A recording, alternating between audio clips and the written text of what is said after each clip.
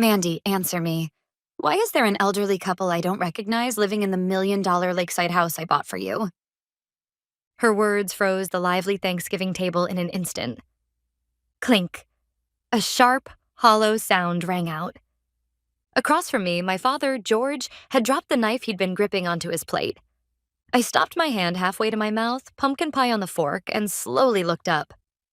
My grandmother Dorothy's gaze pierced straight past me, skewering my sister Ashley, who sat stiffly beside me, and then our parents. Having just returned from overseas after several years away, my grandmother seemed far stricter than before, wrapped in an aura that allowed no one to approach her lightly. "Grandma, what did you just say?" My voice trembled. The words sounded far too unreal to someone like me, who was scraping together even the cost of today's lunch. "Didn't you hear me, Mandy? I'm talking about the lakeside vacation home. The house I bought for you 3 years ago, for your future." Her voice was calm, but beneath it I could feel something like boiling magma. "Grandma, isn't there some kind of mistake?" I summoned all my courage as I spoke. My heart was pounding wildly. I don't own any house, not a vacation home, not even my own apartment. I'm basically homeless right now. I was kicked out of my apartment last month, and I've been crashing at friends' places ever since. What? My grandmother's eyebrow twitched. I knew something was wrong. As soon as I got back, I went to check on the place as a surprise. You weren't there. Instead, an elderly couple I'd never seen before answered the door. They said they were the parents of Ashley's husband, Kevin. "Ashley, would you care to explain what's going on?" Out of the corner of my eye, I saw my sister Ashley's hand trembling as she held her wine glass. "Ashley?" I turned to look at her. Her eyes darted around, her breathing quick and shallow. "Grandma!" Ashley cried out, almost screaming. That must be some kind of mistake. Maybe you got the address wrong. There are lots of similar houses around there, and you just got back. You must be exhausted." "That's right, Mom." My mother, Sandra, jumped in. Beads of sweat dotted her forehead. "It's just jet lag. Your memory's mixed up. Come on, the turkey's getting cold." "Be quiet." My grandmother's shout slammed down on my mother's words like a physical blow. Despite her age, her voice was so powerful that everyone at the table flinched. My mind is not failing me yet. The address? The exterior? It was exactly the house I signed the contract for. And more than that? My grandmother reached into her handbag, pulled out a photograph, and slid it across the table. "This is what Kevin's parents, who were living in that house, said to me. We're staying in this home owned by our son's wife, Ashley." The moment those words landed, the color drained completely from Ashley's face. In the photo was a beautiful mansion by the lake, and in front of it, smiling for the camera, stood Ashley, her husband Kevin, and his parents. Shall we ask for an explanation of this photo? Faced with irrefutable evidence, the air in the room grew thick and heavy. I stared at the photo, doubting my own eyes. It was the very same place Ashley had posted on social media with the caption, #MyNewVacationHome, back when I was wearing myself down juggling 3 part-time jobs. That was my house? What is going on? I stood up. "Mom, Dad, what does this mean? Grandma bought a house for me. Then why am I living like I'm homeless right now?" At my question, my father looked away awkwardly. Mom, it's complicated. Today's Thanksgiving. Talking about money at a family dinner isn't exactly appropriate, is it? Tomorrow we can sit down in my study and talk it through properly." My grandmother cut him off coldly. "No, we're clearing everything up here and now. Mandy, you really don't know anything, do you? About the $1 million vacation home I sent you 3 years ago, and how it was used." $1 million? The room spun. The balance in my bank account, when I checked it this morning, was $12.50. Working 3 jobs, sacrificing sleep, only to watch everything disappear into student loan payments and living expenses. $1 million was a number I couldn't even imagine. I don't know anything.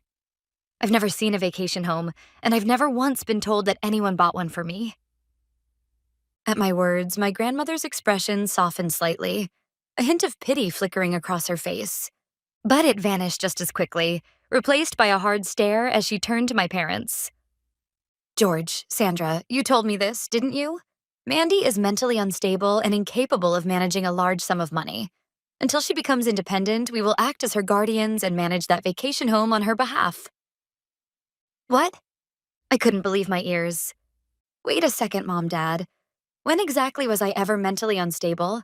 I graduated at the top of my class and have worked diligently ever since. I've never caused you trouble, not even once. Mandy, calm down, my mother said in a low voice.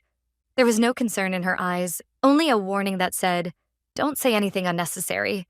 You're worked up right now. See? This is exactly what I mean by unstable."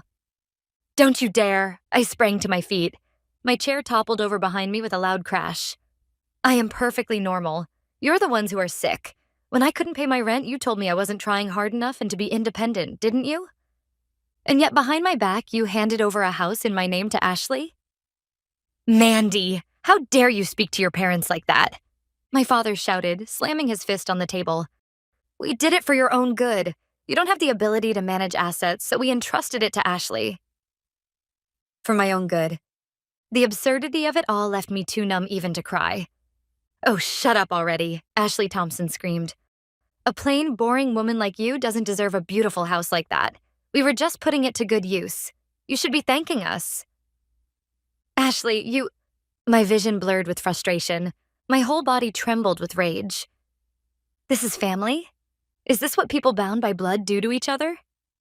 That's enough. My grandmother's voice cut cleanly through the swamp of shouting. She rose slowly, leaning on her cane, and walked over to me. Then she placed her hand gently on my shaking shoulder. Mandy is right. All of you are rotten. Completely rotten to the core. Mom, that's going too far. My father said, his face twisting. We did everything for the sake of the family. My grandmother looked down at him coldly. There is no family here. There are only hyenas who fed on their granddaughter's property. Tonight, everything will be settled. She pulled a smartphone from her pocket and pressed a speed dial number. Come in, please. Yes, right now. The front door opened, letting in a gust of cold night air along with a man. It was Mr. Watson, my grandmother's personal attorney. He carried a thick briefcase. Mrs. Hanson, I've brought all the documents as instructed, Attorney Watson said in a businesslike tone, setting a heavy stack of papers down on the table. What is all this? My father staggered back a step. George, Sandra, and Ashley, my grandmother declared. I will now go through every single fraudulent act you committed, one page at a time. Don't think for a moment you can escape. I wiped away my tears and lifted my head. The warmth of my grandmother's hand gave me strength. That's right. This wasn't the time to cry, and I had a duty to make them face the consequences they deserved. Heh. In the dead silent room, my small laugh echoed. I stood up slowly, shedding the mask of the frightened victim I'd been wearing until now. Pretending to wipe my tears with my napkin, I looked down at my family with cold, merciless eyes. That's enough acting, Grandma. Yes, indeed, Mandy. I've been thoroughly entertained, my grandmother replied, stepping firmly to my side, her cane tapping the floor. My father, mother, and Ashley were speechless at our sudden transformation. Huh? Mandy? Why are you laughing? My mother asked in a trembling voice. Don't you see? You guys were being played, I told her coldly. I continued without mercy. A week ago, Grandma contacted me. Not through you, but through my aunt. She said, it seems the family has been intercepting my letters and deliberately isolating you. From that moment on, we knew everything. And that's why we set the stage for tonight. This so-called Thanksgiving dinner. We waited for the moment you'd let your guard down and confess your crimes with your own mouths. What? We were set up? My father went pale and tried to stand. Sit down. One word from my grandmother pinned him to his chair. This isn't over yet. In fact, it's only just beginning. Mr. Watson, please. Shall we start with the forged gift agreement? The handwriting analysis is complete. Attorney Watson slid a document to the center of the table. It was a real estate registry. This property, Lakeside Manor, was originally purchased by Mrs. Hanson in Mandy Hanson's name. However, the current registered owner is Ashley Thompson, your younger sister. The transfer date is October 15th, 3 years ago. The sale price was $1, essentially a gift. $1.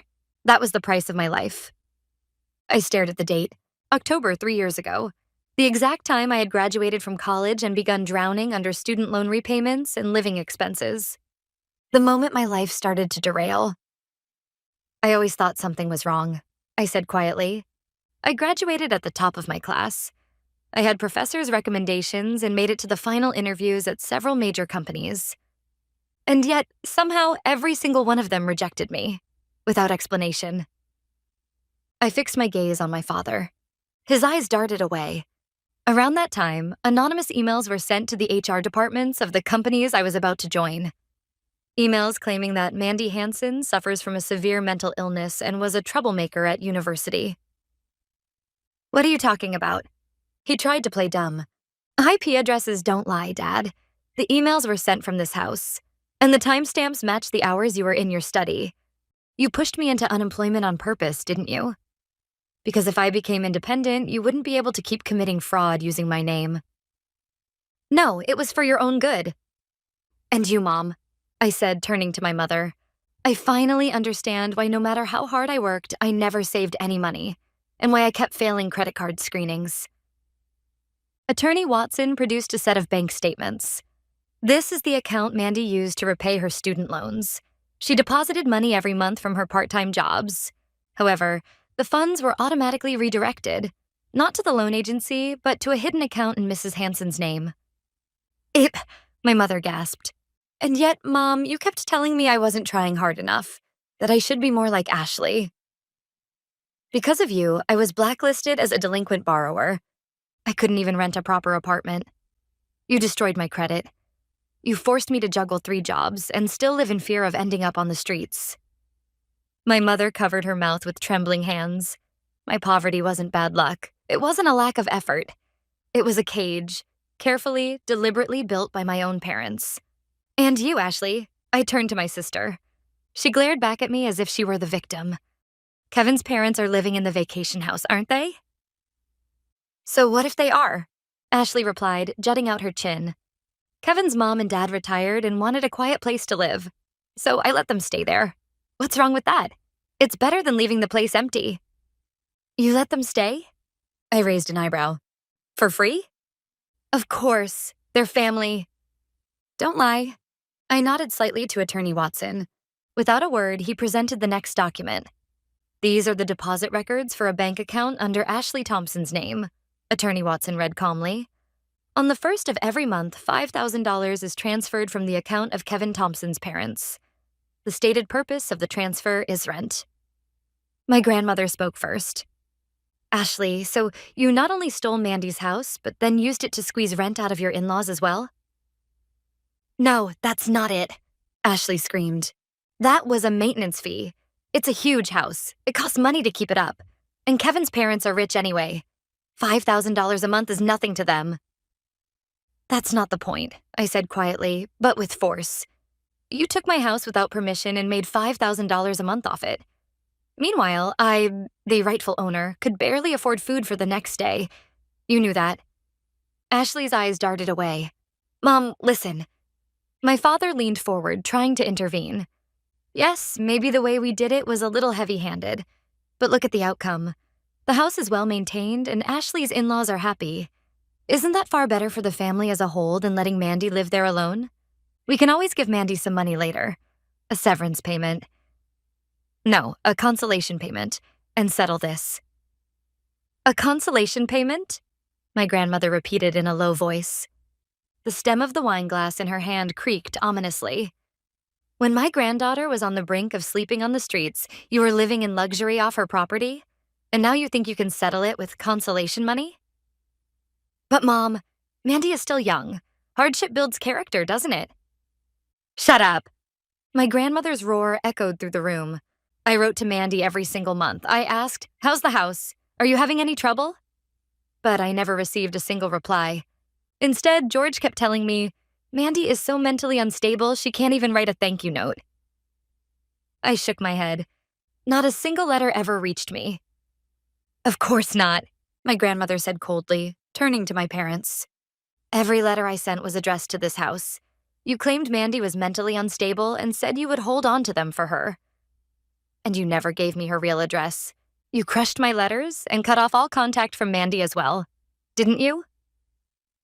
That's because, my mother shouted, you seemed so busy with work overseas. The reason my grandmother and I couldn't stay in touch was no longer a mystery. The physical distance and the malicious wall my parents had built between us. Everything finally fell into place, revealing the full ugliness of what they'd done. That's enough excuses, I said, taking a deep breath and signaling to Attorney Watson. Let's confirm the facts from a legal standpoint. Attorney Watson displayed on his tablet the so-called transfer agreement that Ashley was using as the basis for her ownership claim. Miss Thompson, you stated earlier that this document represents a legitimate transfer from Mandy 3 years ago, correct? Yes, just look at the date, Ashley shouted, drenched in sweat. Indeed, it does say that. We'll address the handwriting shortly. But first, we conducted a digital forensic analysis of the paper itself. He pressed a button and a magnified image of the document appeared. Beneath the paper fibers, a pattern of tiny dots, imperceptible to the naked eye, emerged. This is a machine identification code. Many color laser printers embed microscopic yellow dots that record the printer's serial number and the date and time of printing. What? Ashley's mouth fell open. After analyzing these dots, we determined that this document was printed exactly 6 months ago. That's strange, I said with a cold smile. Why would a contract supposedly signed 3 years ago be written on paper that was printed just 6 months ago? Then I spoke slowly and clearly. In other words, this document was fabricated 6 months ago. I looked from my father to my mother, and finally to Ashley. And I can think of exactly why you suddenly needed to forge it 6 months ago. My father's face turned ashen. 6 months ago, Grandma contacted you and said, my work is finally stabilizing. I may return home soon, didn't she? I continued. You panicked. Until then, you'd been illegally occupying Mandy's house and treating it as Ashley's based on nothing but verbal promises. But once Grandma came back and checked the property records, your lies would be exposed. So you hurriedly forged documents to give yourselves a legal cover. That's not. But if you'd asked me to sign it, you would have been exposed. So Ashley copied my handwriting and forged the signature with a date from 3 years ago. Isn't that right? Ugh. My father clutched his head and groaned. I'd hit the mark. For 3 years, they'd done whatever they pleased, counting on the fact that my grandmother wouldn't return. But the moment they heard she might come back, they panicked and rushed to fabricate evidence. That panic was what led to their fatal mistake. Attorney Watson pressed on mercilessly. According to the handwriting analysis, this signature matches Miss Ashley Thompson's handwriting with a 99% probability. This constitutes clear forgery of a private document with a seal. Furthermore, Miss Thompson falsely claimed to be Mandy's legal guardian and withdrew $1 million from Mandy's account under the pretense of maintenance costs for the vacation home. That constitutes fraud and embezzlement. Fraud? Ashley began shaking uncontrollably. Prison. This can't be real. Dad, say something. You're the one who said, as long as we backdate it, it'll be fine. You idiot, shut your mouth, my father shouted, but it was far too late. The police have already been notified, Attorney Watson said calmly. Miss Thompson, criminal charges will be filed against you immediately. No. Ashley grabbed her head and burst into tears. Dad told me to do it. He said, Mandy's stupid. She'll never notice. He told me, just copy her signature. I only did what I was told. What? Ashley? You're selling out your own father? My father roared. But it's the truth. Mom said it too. She laughed and said Mandy will never be able to repay her student loans anyway, so we might as well put the money to good use ourselves. Ashley, don't say another word, my mother screamed, lunging at her. It was painfully ugly. The very people who'd been preaching about family bonds and love just moments ago were now hurling accusations at each other, desperately trying to shift the blame. My grandmother watched the spectacle with cold eyes and spoke quietly. That's enough. At those words, the shouting stopped dead. I've seen enough of your ugliness. Don't stain this table any further. She turned to Attorney Watson. Mr. Watson, the revision to my will is complete, correct? Yes, Mrs. Hanson. Attorney Watson produced a new set of documents. This is the latest will. It fully revokes the inheritance rights of George Hansen, Sandra Hansen, and Ashley Thompson, as well as Ashley Thompson's spouse, and designates Miss Mandy Hansen as the sole heir to the entire estate. The entire estate? My parents shouted in unison. Mom, please, wait. Anything but that. We're sorry. We've reflected on our actions. Please. Gone was any trace of pride, only a man clinging desperately to money. My mother followed suit. I'm sorry, Mom. I had a moment of weakness. I'll never do it again. Please reconsider. From above them, my grandmother replied in an icy voice. If you want to apologize, do it to Mandy. She's the victim, not me.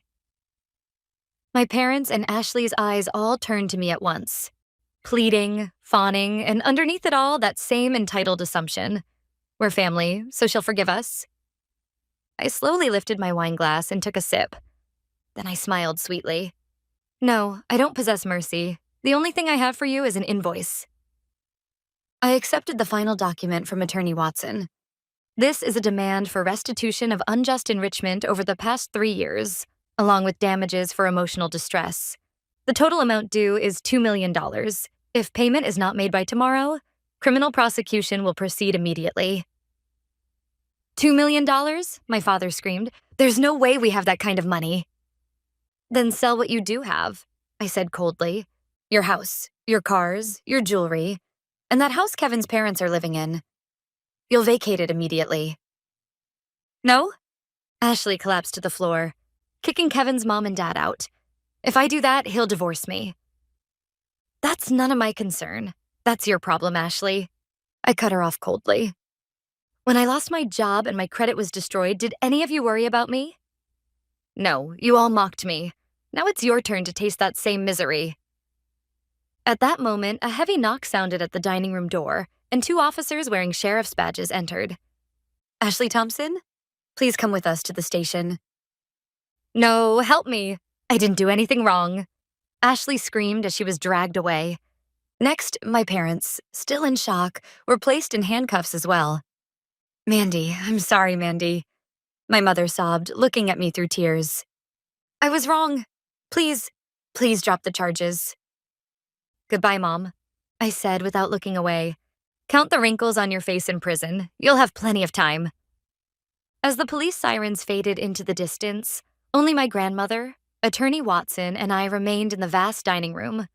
I let out a long breath. It wasn't exhaustion. It was relief, as if a curse had finally been lifted. It's over, Grandma. Yes, it is, she said gently, pulling me into an embrace. No, actually, that's not quite right. This is where it begins. Your real life. 1 year has passed since that night. I'm standing now on the wooden deck of Lakeside Manor. This place is truly mine. Ashley, her husband, and his parents were forcibly evicted within 72 hours of that night. Her in-laws claimed they had been told the house belonged to their daughter-in-law and that they were victims too. However, because they had lived there knowing the rent was suspiciously low and the contract was flawed, they were questioned as potential accomplices. Ashley was sentenced to 3 years in prison and is currently incarcerated. She divorced Kevin and was completely bankrupted by damages and legal fees. My parents lost all social credibility and were cut off by relatives across the board. My father's company went bankrupt, and I hear they're now scraping by in a small apartment. But I don't even know their contact information, nor do I want to. As for me, I started a new business in this quiet home. Online consulting and financial planning and victim support. When I began sharing my own harrowing experiences, the response was overwhelming. Before I knew it, my schedule was booked months in advance, and my income grew to dozens of times what I made back when I was juggling 3 jobs. I no longer depend on anyone. I've achieved complete financial independence.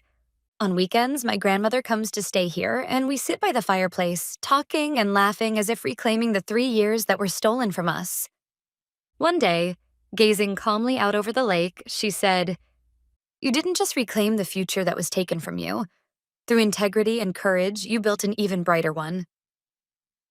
This is my home, the place I protect, the place I love. I'm happy, Grandma, I said from the bottom of my heart.